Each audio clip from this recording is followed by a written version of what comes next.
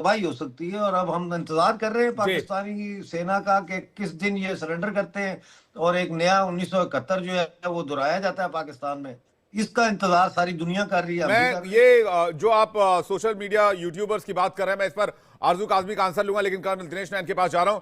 Sir, 6,54,000 active army personnels हैं अगर हम पूरे पाकिस्तानी आर्मी की बात करें। ओवरऑल फिगर की बात करें 16-17 लाख तक ये फिगर है, लेकिन इसके बावजूद एक आर्मी चीफ का एक कहना कि भाई हमारी बात नहीं सुन रहा है, मजबूरी नहीं तो और क्या है। मैं बार बार पूछ रहा हूं, 6,54,000 सैनिकों को आपने सरेंडर करने को मजबूर कर दिया एक तरह से। देखिए विवेक, हम एक चीज भूल रहे हैं कि अफगानिस्तान के अंदर जो लोगों ने आके पंगे लिए पहले, मैं पंगा ही बोलूंगा क्योंकि पाकिस्तान पंगा ले रहा है, वो ये है कि आप रशिया को देख लीजिएगा। Russia is such a big power. America को देख लीजिएगा। तो क्या इनमें से कोई भी लोग अफगान की इन सैनिकों को झुका सके क्या? उसका कारण ये है कि ये अफगानी लोग अपने जमीन के चप्पे चप्पे को पहचानते हैं और ये गुरिल्ला वॉरफेयर है। और इन्होंने इन्होंने अलकायदा के टाइम से लेके अब तक तोरा बोरा की सब पहाड़ियों से लेके हिमकुश की पहाड़ियों में गुफाएं बना रखी हैं, छुपते हैं, इनको पता भी नहीं कि कहाँ जाएंगे, कहाँ से निकलेंगे। और ये बड़े बड़े जो अपने हथियार है ये लेके बाहर बैठे वेट करते रह जाएंगे। रही बात पाकिस्तान के जो सेना अध्यक्ष हैं आसिम मुनीर जी की, देखिए जैसे काल अर्जुन ने बताया है कि पेशावर के अंदर जो मीटिंग हुई थी उसमें अली अमीन गंडा के बाकी सब लोगों को बुलाया गया था कि भाई आप लोगों के साथ में संपर्क रहता है पश्तूनों का और टीटीपी के लोगों का, तो इसके कुछ किया जाए। वहां जब अली अमीन गंडापुर ने कुछ बातें उठाई कि आप लोग अनाप शनाप तरीके से गलत तरीके से टीटीपी के लोगों के साथ में गलत कर रहे हैं, आप हवाई अटैक कर रहे हैं, तो वहां पे उनको बोला कुचल के रख देंगे, उस तरह की स्टेटमेंट दे दी। उसके बाद में आप देखिए पीछे अभी बोल रहे थे झूठ बोलने वाली बात पे, ये पाकिस्तान की सेना विवेक झूठ पे टिकी हुई है। झूठ फैला दिया पूरे पाकिस्तान के अंदर। बखान कॉरिडोर पाकिस्तान के अंडर में आ गया है, हम लोगों ने ले लिया है। हमारे तो जो आईएसआई चीफ है वो तजिकिस्तान गए थे, वहां जाके उन्होंने तजिक से बात की और जो अहमद मसूद है उससे मिले हैं। उन्होंने कहा बख्शा प्रोविंस के अंदर तो चिकन नेक पड़ता है इसका, वहां पे ये लोग चौकी लगा के बैठ जाएंगे। किसी भी अफगान की हिम्मत नहीं तालिबान की वो बखान कॉरिडोर में घुस जाए। इधर से पाकिस्तान उनसे उनसे बिजली लेगा, सारी पोस्टें कंट्रोल में आ गई। अरे भाई अहमद हो क्या? चीन बैठा उधर, चीन ने अभी 2023 के अंदर तेल और सब चीजों का करार किया है। तकरीर कर रहे चीन हैं, ने क्या कर अभी रहे हैं? कर्नल साहब थोड़ा सा धीरे रखिए, पहले कुछ से दूसरे को कॉपर बोलने का मौका दिया करें। जब आप सबक याद करके आते हैं, बना दिया बखान कॉरिडोर के अंदर। ये जो सबक याद करके आते हैं आप, कर्नल साहब सबक याद हट किया हुआ रोड बन के और अफगानिस्तान के थ्रू अपनी चाहबार पहुंच गई तो इनका जो सी पैक है ना वो गोबर में चला जाएगा। कोई कुत्ता नहीं पूछने का सी पैक को। और ये सबसे बड़ा डर है इन लोगों का, इनकी कमाई कहां से आएगी। अब मैं आता हूँ इरशाद भाई के ऊपर। इन्होंने कहा झूठ नहीं बोलते। अरे भाई इससे बड़ा झूठ क्या बोलोगे? हर जगह पे आप झूठ बोलते हैं, आप झूठ बोलते हैं, आप कब झूठ नहीं बोलते? आप अभी भी झूठ बोल रहे हैं। 150 के करीब आईएसआई एजेंटों का पूरा लिस्ट निकल गया है विवेक। 150 के करीब आईएसआई एजेंट आप बहुत झूठ बोलते हैं। हमारे इनके काबुल के एयरपोर्ट से लेके और इनकी मिनिस्ट्री के अंदर तक इन लोगों ने अपने पूरे के पूरे जाल बिछा रखा था। अब जब ये सब पता चल गया है अफगानिस्तान के अंदर तालिबान को, वो इनको बख्शने वाला नहीं है। ये कितने ड्रामे कर रहे हैं, बांग्लादेश, कश्मीर सब पाकिस्तान है, हम सब मुत्तहिद हैं, हम सब मुत्तहिद हैं और हम आपको सबक सिखाएंगे। खबर नहीं है, लेकिन ये भूल रहे हैं तुर्बत से लेकर के। और जो अच्छा आप मुझे भी बोलने का मौका दीजिए, बड़ी तकलीफ की लंबी आपने। बुरा हाल कर रखा है सेना का वहां पे। ये ठीक है, पोस्टर छोड़ के भाग कर्नल दिनेश नैन, इरशाद अहमद स्क्रीन पे प्लीज जल्दी से।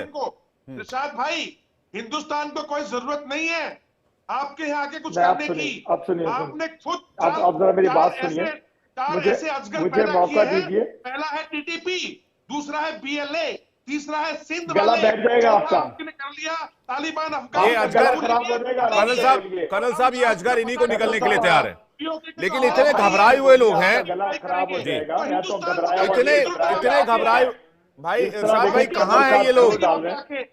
जी, मुझे 2 सवाल का जवाब दें। कल साहब 1 सेकंड में आ रहा हूं, जल्दी से। ठीक है, हाँ बोलिए सर, प्लीज बोलिए सर। मैं अरशद साहब से पूछूंगा, भाई साहब आप कहते हो कि आपके सभी पाकिस्तानी चीफ हैं। अरे आपका एक चीफ अभी अभी गया 6-7 बिलियन डॉलर कमा के, तो आप लोगों के अभी जो मिर्जा साहब ने इतने किस्से सुना दिए, क्या क्या प्रॉब्लम है। अगर सारे के सारे चीफ बना दिए ना आपने, तो पूरा पाकिस्तान लूट के पाताल तक में लूट करके ले जाएंगे, कब्रें भी उखाड़ लेंगे। क्या बकवास कर रहे हैं आप? शुक्र करो 4 साल में एक मिलता है ना। देखें आप लफ्जों पे देखें, मैं हमेशा कहता हूँ तहजीब में रहिए, तहजीब में रहिए। भगवान अल्लाह ना करे, मैं कह रहा हूँ सब तहजीब में रहिए, अपनी जुबान को कंट्रोल रखें, अपनी जुबान पे काबू रखें, बदतमीजी ना करें। बदतमीजी मैं नहीं करता, ना मैं करना चाहता हूँ, ना मैं सुनता हूँ। आप ठीक है, कर्नल साहब जवाब ले लेते हैं, कर्नल साहब जवाब ले लेते हैं। भाई इरशाद भाई, आपने ही टीटीपी को आपने पैदा किया, बीएलए को आपने पैदा किया, तालिबान आपने बनाया, ये जो अजगर आपने बनाए, ये अजगर अब आप ही के पीछे पड़े, तो इसमें गलत बात क्या है? इसमें कौन सी बदतमीजी हो गई? देखें मैं ये कह रहा हूं, देखें मैं बड़े आराम और तहम्मुल से बोलता हूं। आप कह रहे हैं कि हम घबराए, मैं आराम से बोल रहा हूं। तमीज और तहजीब के दायरे में रहना चाहिए हमेशा कर्नल साहब। नहीं, जब हम प्यार भाई से साहब बोलते हैं, सभी तमीज और तहजीब के दायरे में ही है। तमीज और तहजीब सब कुछ ओके है। आप इस सवाल का जवाब दे दीजिए बस। आप मुझे बोलने दें, मुझे बोलने दें, मुझे बोलने दें। मैं कह रहा हूँ कर्नल साहब तो ऐसे चीखें मार रहे हैं जैसे इन्हें मिर्चों के ऊपर आपने बिठा दिया है और नीचे से धुनी लगा दी है इनको। तो बात ऐसा है कि जो हमारी अगर प्रॉब्लम है, हमें मालूम है कि हमने कैसे उसको हैंडल करना है और कैसे, मैं बार बार एक ही बात कर रहा हूँ कि कैसे दहशतगर्दों पे काबू पाना है, कैसे जैसे ये 12 यूट्यूबर्स गायब है, वैसे अपने मुखालफों से निपटना है। इरशाद भाई, जैसे ये 12 यूट्यूबर्स गायब है, वैसे ही प्रॉब्लम सॉल्व करेंगे क्या? प्रॉब्लम सॉल्व होगी अभी। 12 यूट्यूबर्स गायब हैं पाकिस्तान के, अगर बकौल आपके सच है तो पाकिस्तान के बाशिंदे गायब है। पाकिस्तान के इदारे